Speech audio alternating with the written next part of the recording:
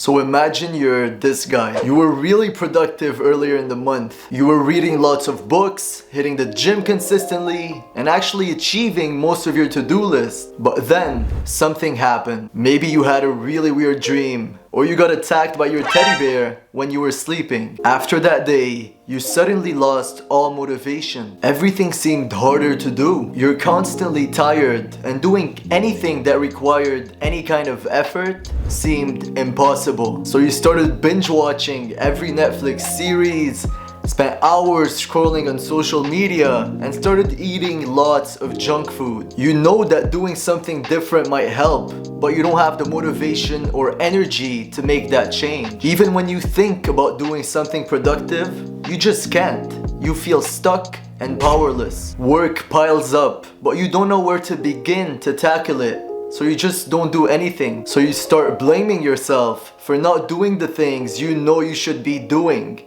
which makes things even worse. We've all been there. It's not a good place to be. So I want to share with you guys how to get out of a rut and how to start being productive again. Now, before we start, I just want to say I'm not an expert, I'm not a psychologist, I'm just trying to give the tools and strategies that helped me and that could help you in getting out of a rut. So there are 3 very important steps to follow to get out of a rut. Number 1, accept the situation. So if you're stuck in a rut, stop blaming yourself for feeling unmotivated, lazy, and powerless. Blaming yourself will not make you feel any better. In fact, it's making things worse. Instead, begin fixing the situation by accepting it. As Carl Jung affirms, what you resist persists. So stop resisting the rut, acknowledge it, accept it, and move on. Number 2, identify the causes of the rut. Before trying to get out of a rut, you have to first figure out why you fell in the rut in the first place. Was it because you were working too much and you burned out? Was it because you were eating lots of junk food? Or was it because you were overwhelmed with a million tasks to do? So figure out the cause, write it down, and avoid doing that thing in the future. Number 3, take strategic action. So what do you actually need to do to get out of a rut? First of all, focus on the pillars of good health. Most people that are in a rut are sleep deprived, have a poor diet, and don't often exercise. So we're gonna focus on those 3 pillars of good health: sleep,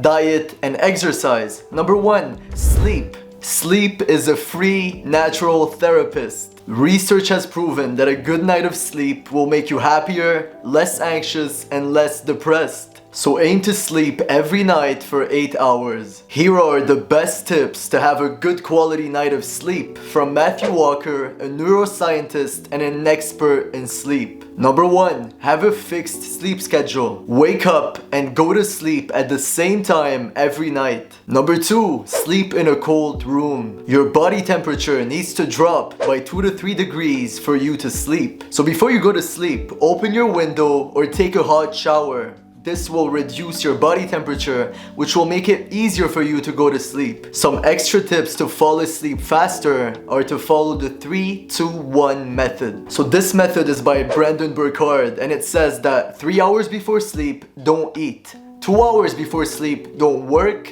And 1 hour before sleep, don't watch screens. Number 2, diet. There's an incredible connection between mood and food. According to Harvard, multiple studies have shown a correlation between a diet high in sugar, fat, and processed foods with an increase in mood disorders such as depression. Even though it's hard, try to throw away junk food and instead start eating more organic, healthy, and nutritious foods. Now you might be saying to yourself, yeah, it's easy to say, how do I actually do it? So here's how. You want to make it as easy as possible for you to eat healthy and as hard as possible to eat junk. And you're gonna do this by using spatial design. Design your environment, your house, your room, your kitchen to make it as easy as possible to eat healthy. So have bowls of fruit all around the house, healthy snacks, and discard junk food altogether. Don't leave it sticking around because most probably you'll end up eating it. Number 3, exercise. Most people think that exercise only has physical benefits, but in fact, it has incredible mental and psychological benefits. Increased energy levels have been shown to enhance your mood, and promote quality sleep. Exercise also decreases stress hormones like cortisol,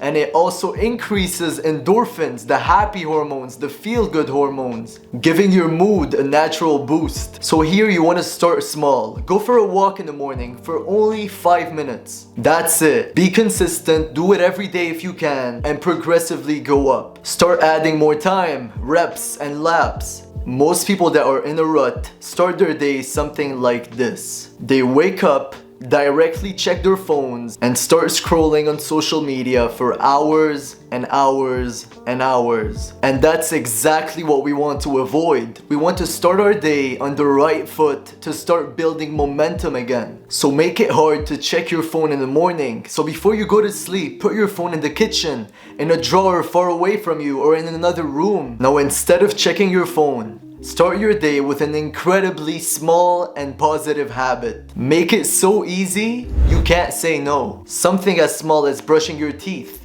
making your bed, going for a walk. Research has shown that willpower is like a muscle. It gets fatigued the more you use it throughout the day. So it's really important to do these things early in the morning, because that's when you have the highest willpower. Those small tasks, which might seem insignificant, will build incredible momentum, which will push you to do even more positive things. But don't be discouraged if you don't achieve them. It's completely fine. Just try again the next day. Then you want to reward small wins. For every small goal achieved, reward yourself. As stupid as it sounds, it really helps. Every time you achieve a small goal, pat yourself on the back, affirm how proud you are of yourself, and go do something you enjoy. This will rewire your internal reward system, which will push you to do even more positive things. What you want to do next is you want to progressively overload. As habits professional James Clear states, rather than trying to do something amazing from the beginning, start small and gradually improve. Along the way, your willpower and motivation will increase, which will make it easier for you to stick to those habits. So focus on small daily wins and progressively overload. So all those small positive habits are leading up to the morning routine. When I was in a rut, restarting my morning routine changed my life. So your ultimate goal is to put together small and positive habits